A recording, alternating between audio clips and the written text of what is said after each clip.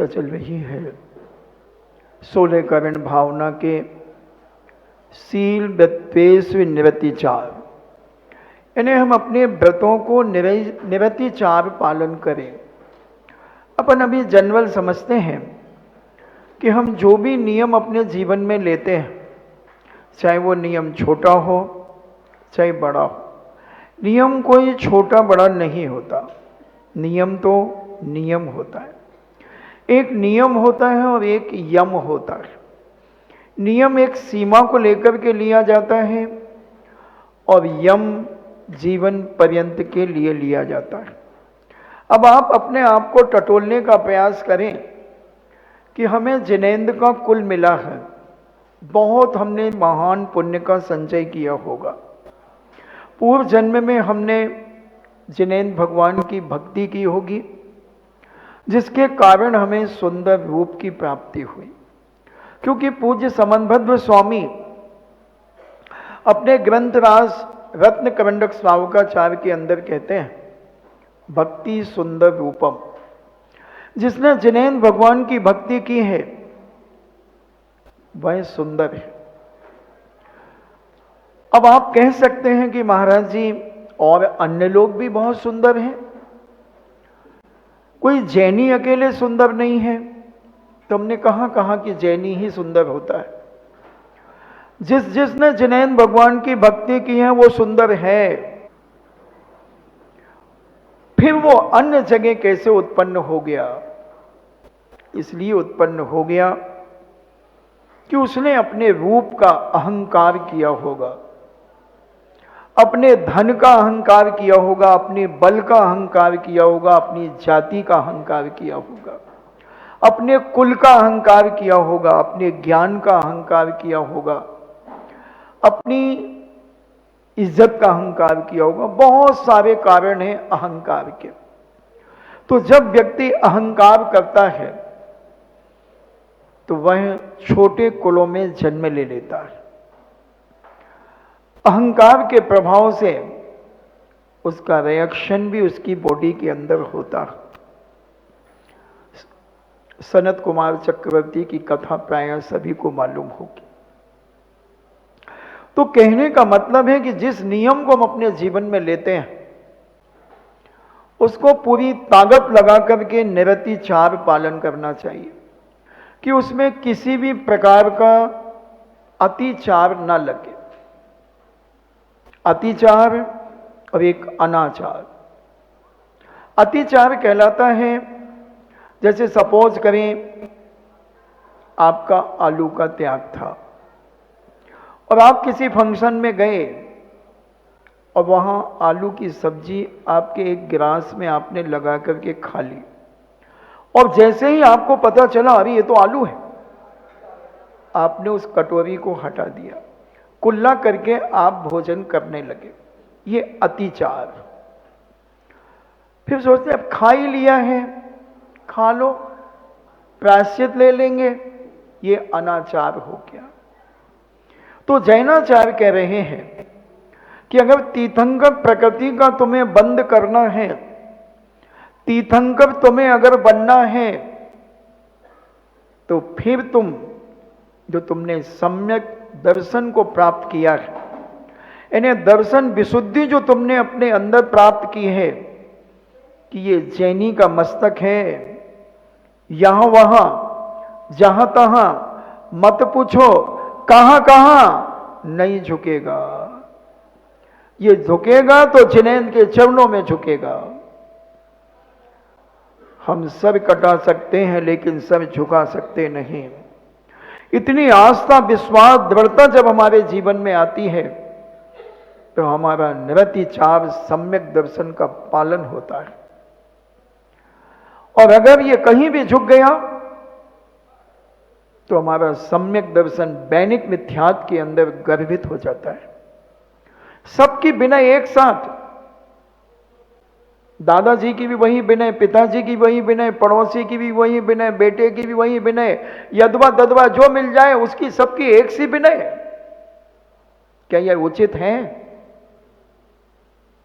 जब लौकिक में अनुचित है तो पारलौकिक में तो महा अनुचित है। एक पर रास्ता, मरेंगे तो यहीं और जिएंगे तो यहीं। ये सम्यक दर्शन का निरतिचार पालन करना, शंका किसी प्रकार से नहीं करना, कोई आकांक्षा नहीं करना। जो सम्यक दर्शन के 8 अंग कहे, 25 दोषों से रहित जिसका सम्यक दर्शन होता है, वही दर्शन विशुद्धि को प्राप्त कर सकता है। कितना विशुद्ध है हमारा। मैंने अभी शायद कन्नौज के अंदर कहा था कि आपकी परीक्षा लेने के लिए मैं 2 बात रखता हूं। आज रात्रि में रात को 12 बजे मोहम्मद अली किले, एक बहुत बड़ा बॉक्सर है, उसकी बेटी लैला, वो भी बॉक्सर है, वो आज तुम्हारे घर में भेजता हूं रात्रि को 12 बजे, 18 इंची का एक चाकू लेकर के, और एक एक महिला की गर्दन पे अड़ाएगी और बोलेगी, बोल स्त्री है कि पुरुष। और अगर तुमने स्त्री बोल दिया तो तुम्हारी गर्दन काट देगी, और पुरुष बोल दिया तो तुम्हें माफ कर देगी। सावधान, भेज रहा हूं मैं पप्पू यादव को, छोटे शकील को, छोटे राजन को, क्योंकि यूपी के बिहार के लोग हैं ये, तो इनको भेजता हूं 6 राउंड लेकर के, और तुम्हारी कनपट्टी पे लगाएगी वो और कहेगी, बोल पुरुष है कि स्त्री। पहले कह देगी अगर पुरुष बोलेगा तो ये 6 की 6 उतार दूंगी पूरी। सच बोल, काला कौआ काट खाएगा। क्या बोलोगे? स्त्री बन जाओगे, स्त्री बन जाओगे, नहीं तो 6 की 6 गोलियां उतार देगा। कहना बहुत सरल है, क्योंकि बिना हड्डी की जीभ है, कैसे भी पलटा लो ना। जाके पैर फटी ना बिमाई, वो क्या जाने पीर पर आई। कितने लोग पुरुष बन जाएंगे। अरे जब बाबा सूट पहन करके भाग सकता है अपनी जान बचाने के लिए, फिर तो तुम दादा हो। सब भाग सकते हैं बंधुओं, कहना बहुत सरल है। कोई बिरला ही होता है जिसमें इतनी आस्था और विश्वास होता है कि एक जान है, ऊपर वाला ले या नीचे वाला, मैं पुरुष हूं तो हूं, तू 6 क्या 600 उतार दे। अरबों खरबों में कोई एक। ऐसा ही कोई बिरली मां बहन बेटी होती है जो कह सकती है कि कोई बात नहीं, तू मार दे, उतार दे मेरी गर्दन, पुद्गल पुद्गल को ही काटेगी, मेरी आत्मा का तू विनाश नहीं कर सकती, मेरी आस्था और श्रद्धा पर तू चोट नहीं पहुंचा सकती। इतना दृढ़ श्रद्धानी व्यक्ति निरतिचार पालन करता है। विनय संपन्नता, हम कितनी विनय करते हैं, कितनी विनय करते हैं। जो हमसे बहुत अच्छा प्रेम से बोलता है उसकी ही हम विनय करते हैं, और जो हमें गालियां बक दे, क्या उसकी हम विनय करेंगे? तो विनय संपन्नता गई। इधर तो जैनाचार्य कहते हैं दुश्मन की भी विनय करो। अर्घा उतारे असी पे हारे, तलवार मारे या पूजा करे, उसमें समता भाव रखो। पूछो अपने इस बेईमान मन से कि हम कितने सहनशील हैं। 1 सेकंड नहीं लगता उत्तेजना में। कहां है हमारे अंदर सम्यक दर्शन, कहां है हमारे अंदर विनय संपन्नता, और कहां कोई हमारा नियम है जो हम निरतिचार पालन कर पा रहे हैं? थोड़ा सोचें। शील व्रतों का निरतिचार पालन करना तीसरी भावना है 16 कारण की, तीर्थंकर पद को पाने के लिए। सोचें कि हम कितने दोष लगा रहे हैं।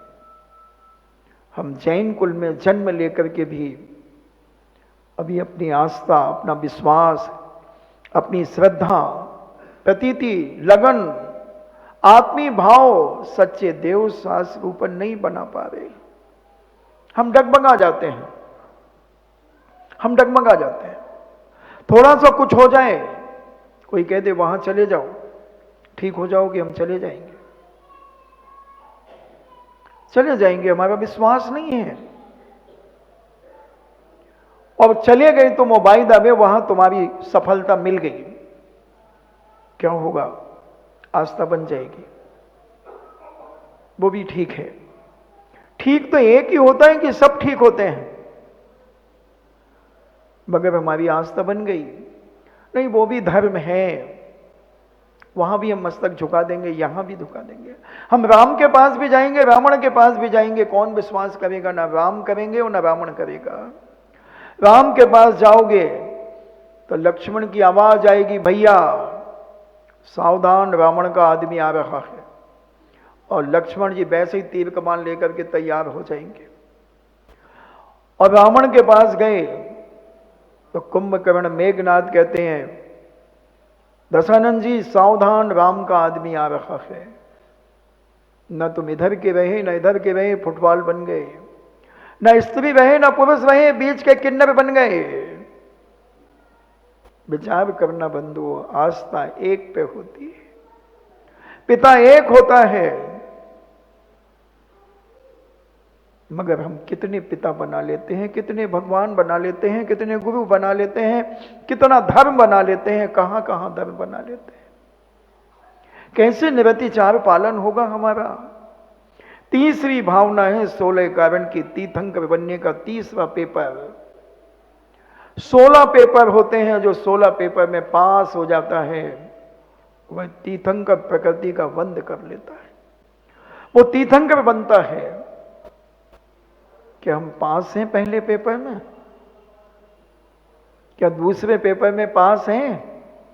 तीसरे पेपर में पास हैं? तो तीतर बनने की तैयारी करें, तीर्थंकर तो नहीं बन सकते।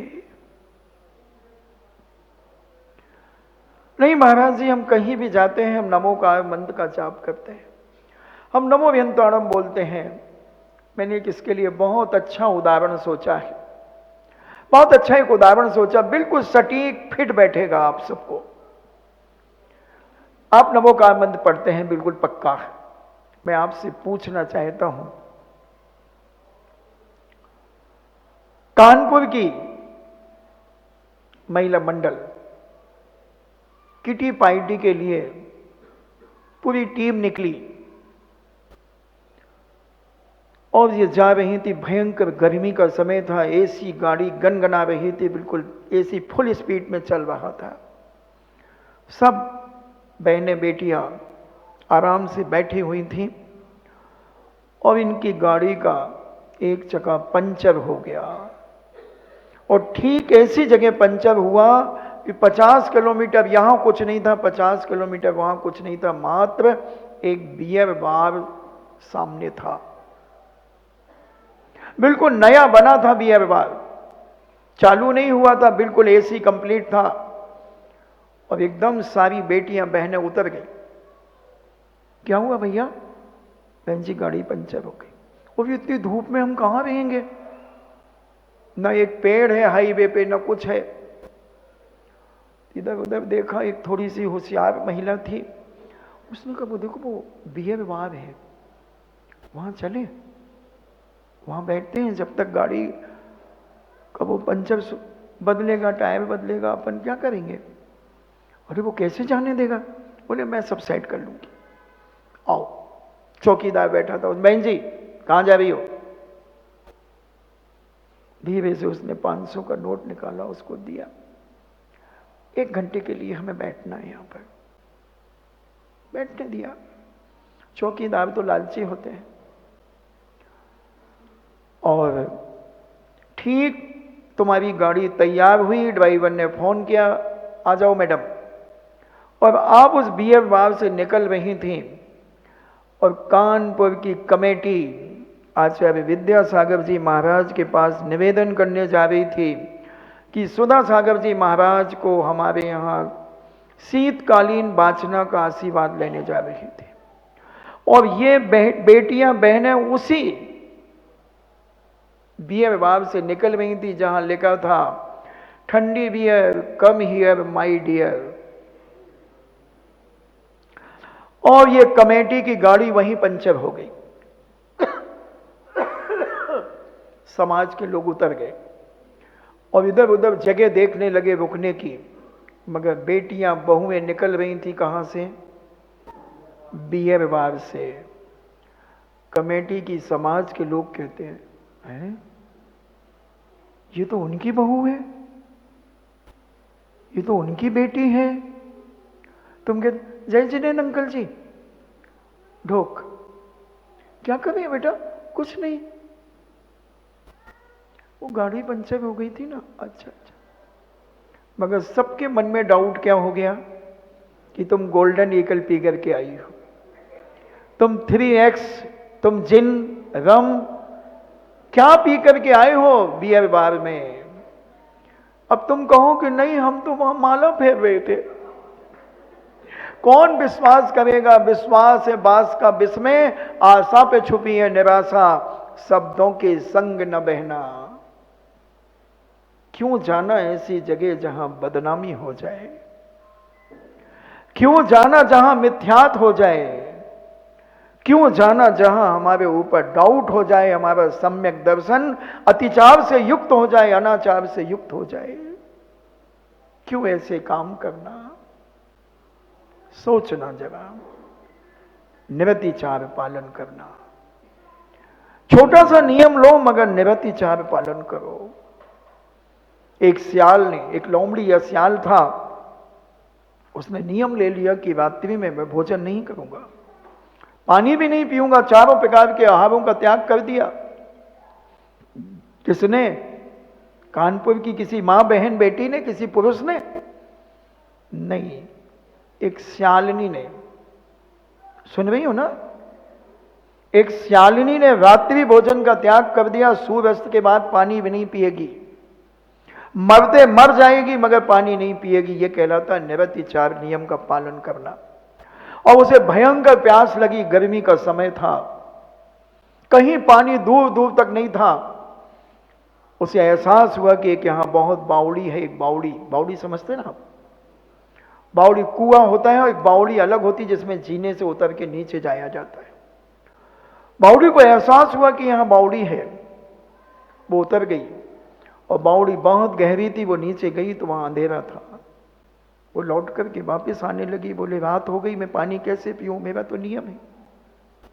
लौट के आ गई, ऊपर आती है तो फिर देखती है कि अभी सूर्य का प्रकाश है, मगर फिर नीचे जाती है तो देखती है कि अंधेरा है, रात हो गई, मैं पानी नहीं पी सकती। ऐसे करते करते मर गई। कहां गई? कहां गई? कानपुर में पैदा हो गई? नहीं, स्वर्ग चली गई। ये निरतिचार नियम का पालन करना बंधु, जिंदगी में एक नियम ऐसा रखो अपने जीवन में कि मरते मरते जब तक घट में प्राण है, जब तक उस नियम का मैं पालन करूंगा। कोई भी एक नियम ले लो, निरतिचार पालन करूंगे, किसी भी प्रकार का उसमें दोष नहीं लगने देंगे, न मन से, न वचन से, न काय से। कोई भी एक नियम अपने जीवन में ले लो।